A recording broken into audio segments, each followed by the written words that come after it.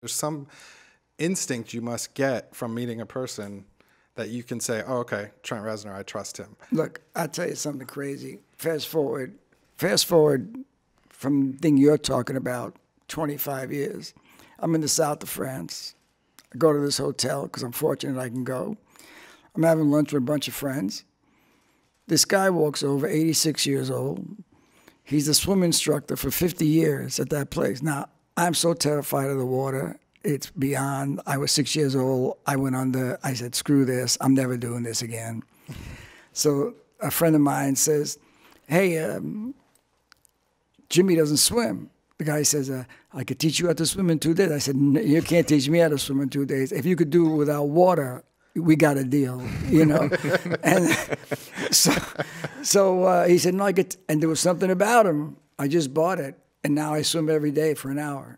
Wow. It's just, if I connect like that. That's my thing. When I met Dre and I heard his music on my speakers, it was like when I first heard Phil Spector. That's the only way I can explain it. It just sounded like nothing I ever heard before. It sounded like it was going to affect every record that ever came out, including rock music. And I knew nothing about hip-hop. But I just, I felt it at that moment. And I said, this guy will define Interscope. How did you meet him for the first time? John McClain, who was a great, great music guy, brought him in, him and Suge. And brought them both in, and they played me The Chronic. You know, and it was done. Yeah. Yeah, no, the record was done. And they had recorded it literally falling out of a building. They were hiding, recording in the studios. You know, they had no money. They had no record company. They were just scrambling. But what that record sounded like was so powerful. And so, see, at the time, people would play me hip-hop records, and I didn't get it.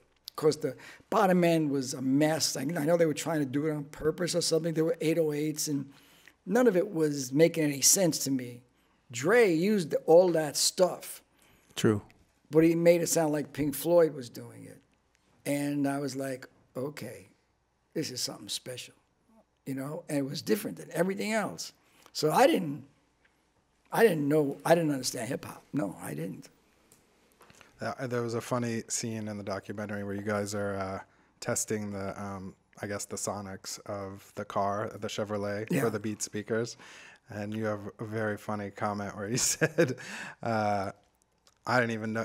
Dre said, I produced music with 8 subwoofers. And he says, I didn't even know what a subwoofer was until I met you. It's true. He goes, all I remembered is that they were annoying. Wow. Because we didn't know how to use them. They put a subwoofer in the room with us, and it would screw up the bottom of the record.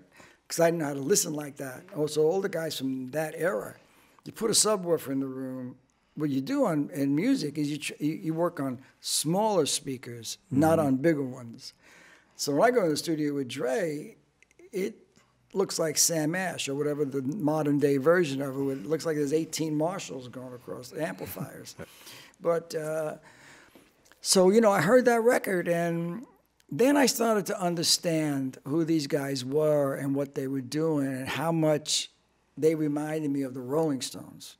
Because the Rolling Stones, when I was a kid, they'd scare you, but they'd bring you in with their music. Their music was so cool that they'd lure you in, but what they were doing was their form of anarchy in those days, you know? And so Snoop and Dre reminded me of Mick and Keith.